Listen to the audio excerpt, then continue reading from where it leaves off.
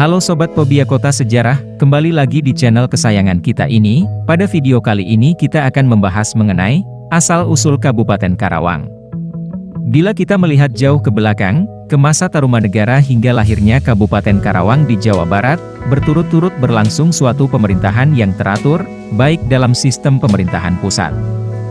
Pemegang kekuasaan yang berbeda, seperti Kerajaan Tarumanegara Kerajaan Sunda.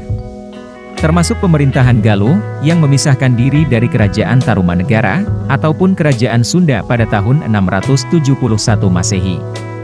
Kerajaan Sumedang Larang 1580-1608, Kasultanan Cirebon dan Kasultanan Banten.